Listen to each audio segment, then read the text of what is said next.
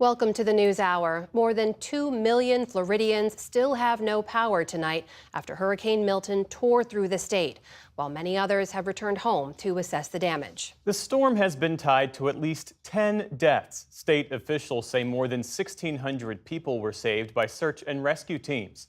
William Brangham reports on what life now looks like in communities that have faced a 1-2 punch from both Milton and Hurricane Helene. Matthew King and his family are deciding which of their precious memories to keep and which have to be thrown away. I'm trying to take pictures of these before we throw them out. Yeah. Nearly everything from their grandmother's home in Bradenton, Florida is molding. Soaked by Hurricane Helene 2 weeks ago and then pounded by Hurricane Milton 2 days ago. King was here with his dad and grandmother the night Helene rolled in. We weren't sure if it was gonna drown us or not, so we had to start packing our bags up onto beds, tables, whatever was a high point in the house, and then get suitcases ready. And by the time we were ready to get out, the water was already coming through the doors, it was coming through the walls, it was starting to flood the living room and all that. Yeah. That must have been terrifying. For sure, but everybody made it out. We got the dogs, we got the people, anything else can be replaced. They started cleaning up, but then Milton hit, raining tree branches onto the house and backyard. They now have to decide if this is a home they can save or even a region they want to stay in. If this is just a one-time thing, yeah, I'd say it's worth it, but these storms are getting worse every year,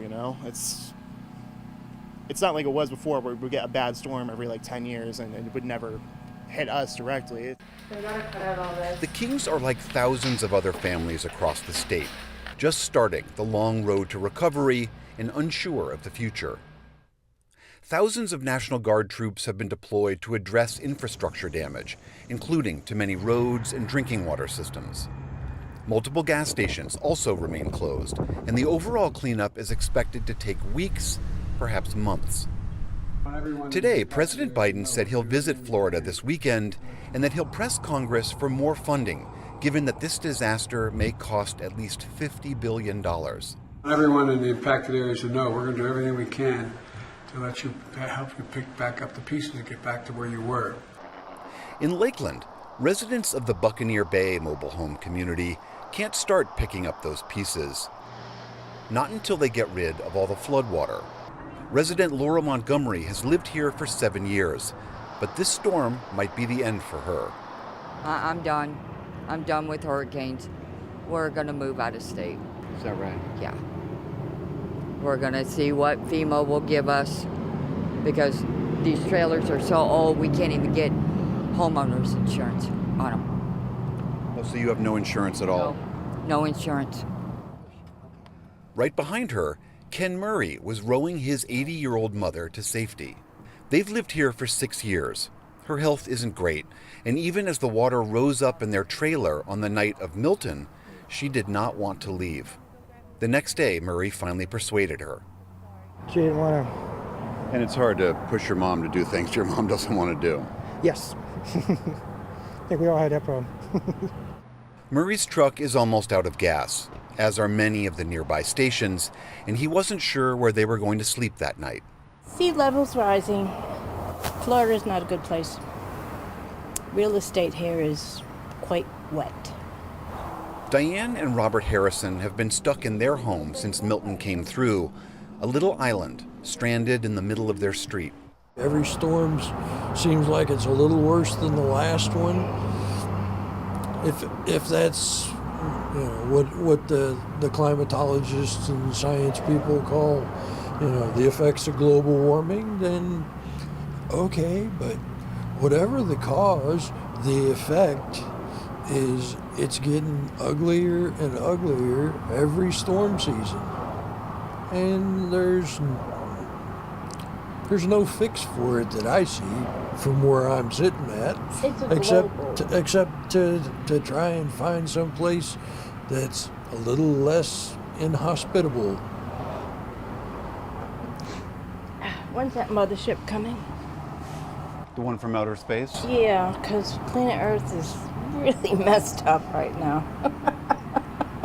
So absent the idea of some mothership coming down to save humanity, we are going to have to come to grips with this. Floridians, people across this country, with the idea that we are going to see more of these serious disasters, many of which are exacerbated by climate change, and that this is part of our new reality going forward. Jeff? And on that point, William, we're seeing more data about the connection between climate change and these destructive storms. What do scientists believe is the linkage? That's right, Jeff. This is a field of science called attribution science. How much can you attribute climate change to any one given disaster? And skeptics of this idea, including the Florida Governor Ron DeSantis, who was saying, why do you always have to talk about climate change with regards to hurricanes? We've always had hurricanes. That is true. We have always had droughts, we've always had hurricanes, we've always had wildfires. The science is showing, though, that climate change can make these things worse, can exacerbate them. For one example, when a hurricane enters the Gulf of Mexico or the Atlantic Ocean and hits abnormally warm ocean waters, which is driven by human-driven climate change, it can make those storms more intense and make them accelerate more quickly. That is a proven fact. There are two new recent studies, one by the Imperial College of London, one by World Weather Attribution, both showing that this most recent hurricane was, by significant percentages, dropping more rain, blowing more wind, and causing more damage to the residents of Florida.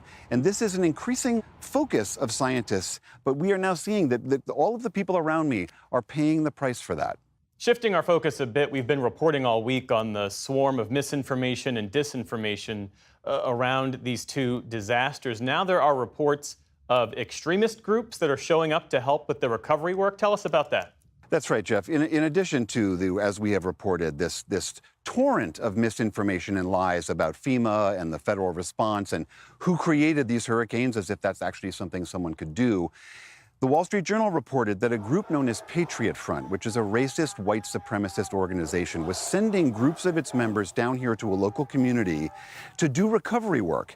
And they were filming themselves marching around, doing, helping people clean their yards and posting these videos to say, where is your government? Where are your local leaders? In fact, we are the people here to protect you, not them. And we were asking about, well, what is driving some of this? We spoke to a gentleman named Moustafa Ayad. He's at the Institute for Strategic Dialogue, and he told one of my colleagues how groups like this take these fissures in our society and try to sow distrust and division and choose every opportunity they can to try to get and turn Americans against each other.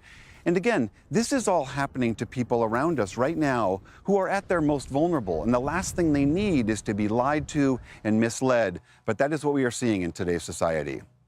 William Brangham in Bradenton, Florida for us tonight. William, thank you. Thanks, Jeff.